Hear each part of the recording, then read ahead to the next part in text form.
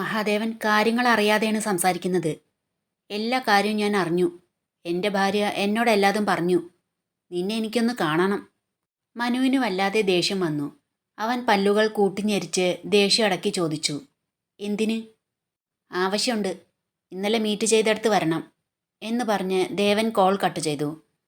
ഗൗരി അമ്മായിക്ക് കഴിക്കാനെടുത്ത് റൂമിലേക്ക് കൊണ്ടുപോയി. ധന്യ പോയോ ഗൗരിയെ? പോയി. അമ്മായിയോട് പറഞ്ഞില്ലേ? എനിക്ക് ജോലിക്ക് പോണം, രാവിലെ പോവുമെന്ന് പറഞ്ഞിരുന്നു. പോകുമ്പോൾ എന്തെങ്കിലുമൊക്കെ കൊണ്ടുപോയിട്ടുണ്ടോ? തേങ്ങയും വെളിച്ചെണ്ണയും പിന്നെ എന്തൊക്കെയോ മാമ കാറിലേക്ക് വെക്കുന്നത് കണ്ടു. കഴിച്ചിട്ടല്ലേ പോയത്?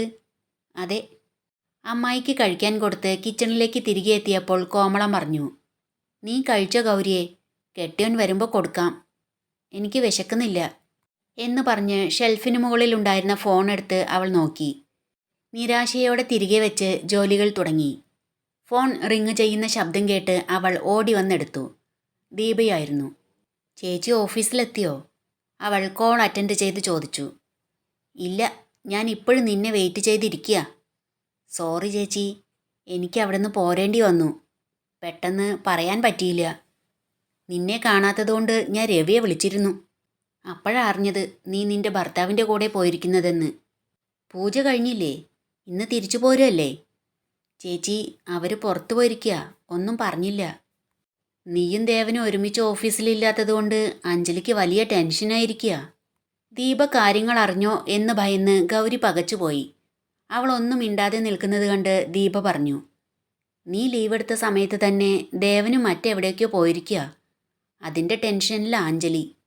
ഗൗരി ആശ്വാസത്തോടെ ഒന്ന് ദീർഘനിശ്വാസം വിട്ടു. ശരി, നിന്റെ ആള് വന്നാൽ ചോദിക്ക്. ഇന്ന് വരുന്നില്ലെങ്കിൽ വിളിക്കണം. നിനക്ക് ഇന്നുകൂടെ ലീവ് പറഞ്ഞിട്ടുള്ളൂ എന്ന് പറഞ്ഞ് കോൾ കട്ട് ചെയ്തു. ഗൗരി സങ്കടത്തോടെ റൂമിലേക്ക് നടന്നു. ടേബിളിന് മുകളിൽ ഇരുന്നിരുന്ന ലാപ്ടോപ്പ് ബാഗിൽ കൈവച്ച് അതിലൊന്ന് തഴുകി. ഇത്ര രാവിലെ എവിടെ പോയതായിരിക്കും? തിരിച്ചു വരും. ബാഗൊന്നും കൊണ്ടുപോയിട്ടില്ല. എങ്കിലും ഒന്നും പറയാതെ പോയി. എന്നോട് ദേഷ്യമുണ്ടാവും. എവിടെ പോയതാണെന്ന് വിളിച്ചു ചോദിച്ചാൽ ദേഷ്യപ്പെടുവോ എന്ന് ചിന്തിച്ച് അല്പനേരം ഇരുന്നു. എന്നിട്ട് വിളിച്ചു നോക്കി. കോൾ വരുന്നത് കണ്ട് ദേവൻ ഫോണെടുത്ത് നോക്കി. ഹോട്ടൽ സിൽവർ പ്ലാസയിലെ പാർക്കിംഗ് ഏരിയയിലേക്ക് മനു വരുന്നത് കണ്ട് അവൻ ഫോൺ എടുത്തില്ല. അവളൊരു പൊട്ടിക്കരച്ചിലോടെ ബെഡിലേക്ക് വീണു. എന്തിനാ കാണണമെന്ന് പറഞ്ഞ്? നിനക്കെൻ്റെ ഭാര്യ കെട്ടിച്ചു തരാൻ? മഹാദേവൻ, കുറച്ചെങ്കിലും ഉളുപ്പുണ്ടോടാ നിനക്ക്? നീ താലി കെട്ടിയതുകൊണ്ട് ഒരു പെണ്ണ് എത്രത്തോളം അപമാനങ്ങൾ സഹിക്കേണ്ടി വന്നു. എന്നിട്ട് ആ കുറ്റബോധം കൊണ്ട് അവളെ കാത്തിരിക്കുന്നു. അല്ലാതെ നിനക്ക് അവളോട് സ്നേഹം വല്ലതുണ്ടോ? മഹാദേവൻ, കാര്യങ്ങൾ അറിയാതെ സംസാരിക്കരുത്. എല്ലാം അറിഞ്ഞിട്ട് തന്നെ ഞാൻ സംസാരിക്കുന്നത്. അമ്മയുടെ തടവിലായിരുന്നു പോലും. നീ കൊച്ചുകുട്ടിയൊന്നുമല്ലല്ലോ അമ്മയുടെ തടവിലിരുന്ന് കരയാൻ. അത് തനിക്ക് അമ്മയെക്കുറിച്ച് അറിയാത്തതുകൊണ്ടാണ് പറയുന്നത്. നാട്ടിലെ മഹാറാണിയാണെന്ന വിചാരം. എല്ലാവരെയും കാശ് കൊടുത്ത് വിലയ്ക്ക് വാങ്ങി കാര്യങ്ങൾ നടത്തുന്നതാ ശീലം. നിന്റെ അമ്മയുടെ ശീലം നല്ലതുപോലെ അറിയായിരുന്നെങ്കിൽ എതിർപ്പുകൾ അവഗണിച്ച് ഗൗരിയെ താലി കെട്ടിയതെന്തിനാ? അമ്മ എതിർക്കുന്നുണ്ടായിരുന്നെങ്കിലും വിവാഹം കഴിഞ്ഞാൽ അമ്മയ്ക്കൊന്നും ചെയ്യാൻ കഴിയില്ലല്ലോ എന്ന് ചിന്തിച്ചു. ദിനേശൻ അവളെ ഉപദ്രവിച്ചപ്പോൾ പിന്നീട് അവിടെ നിർത്തുന്നത് സേഫ് അല്ലെന്ന് തോന്നി. പക്ഷേ ഇങ്ങനെയൊക്കെ ഉണ്ടാകുമെന്ന് ഞാൻ വിചാരിച്ചില്ല. ഒരു പെണ്ണിനോടും ചെയ്യാൻ പാടില്ലാത്തതാ അമ്മ അവളോട് ചെയ്തത്. കുറ്റബോധമുണ്ടെന്നത് സത്യം തന്നെയാ. എങ്കിലും ഞാൻ അവളെ സ്നേഹിക്കുന്നുണ്ട്.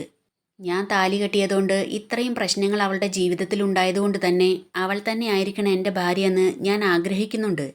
ദേവൻ അത് കേട്ട് വല്ലാതെ ദേഷ്യം വന്നു. എനിക്ക് അവന്മാരെ കാണണം. ആരെ? ആദ്യം ഗൗരിക്ക് വേണ്ടി കോർട്ടിൽ പ്രസൻ്റായ ആ അഡ്വക്കേറ്റിനെ, പിന്നീട് മറ്റവന്മാരെ. ഇനി എന്തിനാ അവരെ കാണുന്നത്? വിളിച്ച് ഓരോ അവാർഡ് കൊടുക്കാൻ. കയറി നീ എന്ന് പറഞ്ഞ് ദേവൻ കാറിൽ കയറി. മനുവും കയറി. മനു പറഞ്ഞതനുസരിച്ച് അഡ്വക്കേറ്റ് ഉണ്ണികൃഷ്ണൻ്റെ ഓഫീസിന് മുന്നിൽ ചെന്ന് കാർ നിന്നു.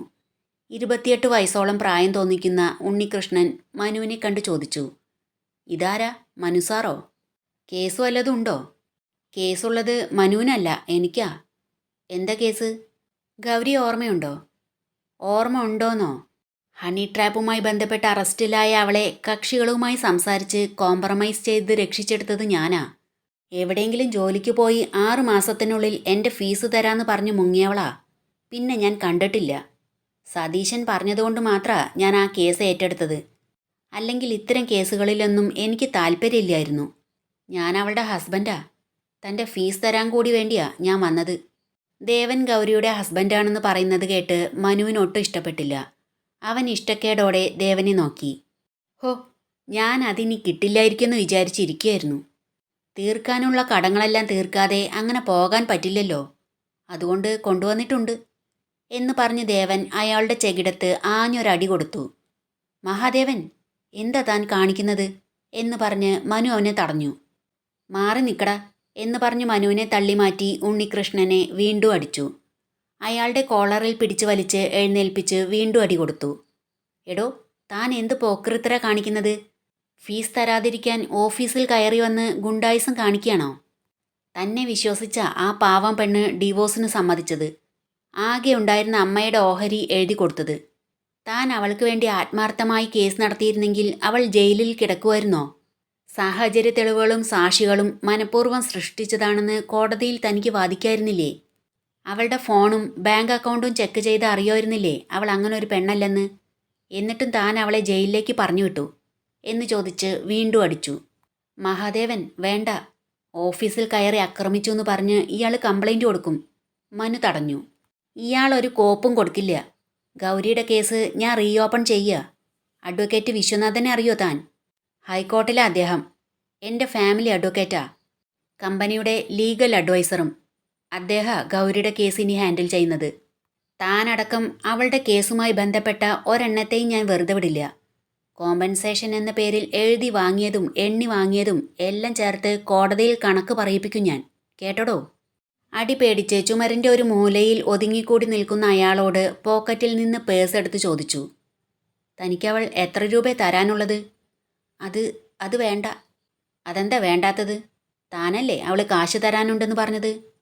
അത് 75,000. കാരണം നോക്കി ഒരടി കൂടെ കൊടുത്ത് അവൻ പറഞ്ഞു. ഇപ്പം ഇത് വയ്ക്കി, ബാക്കി പിന്നെ തരാം. എന്നിട്ട് മനുവിനെ നോക്കി പറഞ്ഞു, വാ പോകാം. അവരവിടുന്ന് പോയ ഉടനെ ഉണ്ണികൃഷ്ണൻ ഫോണെടുത്ത് ഡയൽ ചെയ്തു. മാഡം, ആ ഗൗരിയുടെ ഭർത്താവ് ഇവിടെ വന്നിരുന്നു. ആര്? മനുവോ? അവനെന്തിനാ അവിടെ വന്നത്? മനു സാറല്ല, വേറൊരുത്തൻ. ഗൗരിയുടെ ഹസ്ബൻഡാണെന്നാ പറഞ്ഞത്. അത് കേട്ട് രാജേശ്വരി പൊട്ടിച്ചിരിച്ചു. എൻ്റെ മകനിൽ നിന്ന് അവൾ ഒഴിഞ്ഞു കിട്ടിയല്ലോ. അവൻ എന്തിനാ അവിടെ വന്നത്? ഗൗരിയുടെ കേസ് റീഓപ്പൺ ചെയ്യാന്നാ പറഞ്ഞത്. ചെയ്യട്ടെ. അവൾക്കെതിരെ സാക്ഷി പറയാൻ ഇനി എൻ്റെ മകൻ കൂടെ ഉണ്ടാകും. അമ്മ മരിക്കാൻ കാത്തിരിക്കുകയായിരുന്നു അവൻ അവളെ വീണ്ടും കെട്ടാൻ. അവൾ വേറെ കെട്ടിയെങ്കിൽ അവൻ്റെ കാത്തിരിപ്പ് അവസാനിക്കുമല്ലോ. അയാളുടെ കൂടെ മനുസാറും ഉണ്ടായിരുന്നു. മനു അവൻ്റെ കൂടെയോ? അതെ, രണ്ടാളും കൂടിയാ ഇവിടെ വന്നത്. അത് മാത്രല്ല, കേസ് റീഓപ്പൺ ചെയ്യുന്നത് ഹൈക്കോർട്ടിലെ ഫേമസ് ലോയർ അഡ്വക്കേറ്റ് വിശ്വനാഥനാ. അവൾക്കെതിരെ മൊഴി നൽകിയ എല്ലാവരെയും കോർട്ടിൽ നിർത്തിപ്പൊരിക്കും. ആര് പറഞ്ഞിട്ടാ എന്തിനാ എന്നെല്ലാം തത്ത പറയുന്നത് പോലെ എല്ലാവരും പറയും. അത്രയ്ക്ക് കഴിവാ അദ്ദേഹത്തിന്. ഒന്നാം പ്രതി മാഡം ആയിരിക്കും. അത് കേട്ട് രാജേശ്വരി ഞെട്ടിത്തരിച്ചു. എടാ, വെറുതെ പേടിപ്പിക്കാതെ. ഞാൻ പേടിപ്പിച്ചതല്ല. വിശ്വനാഥൻ സാറാണ് കേസ് ഏറ്റെടുക്കുന്നതെങ്കിൽ ജയിലിൽ പോകാൻ തയ്യാറായിരിക്കും മാഡം എന്ന് പറഞ്ഞ് ഉണ്ണികൃഷ്ണൻ കോൾ കട്ട് ചെയ്തു. അവർ വെപ്രാളത്തോടെ എഴുന്നേറ്റ് അങ്ങോട്ടും ഇങ്ങോട്ടും നടന്നു. ഗൗരി അടുക്കളയിൽ കറിക്കുള്ള പച്ചക്കറി മുറിച്ചുകൊണ്ട് നിൽക്കുമ്പോൾ പെട്ടെന്ന് പുറകിലൂടെ 2 കൈകൾ നീണ്ടുവന്ന് അവളുടെ കണ്ണിനെ മൂടി.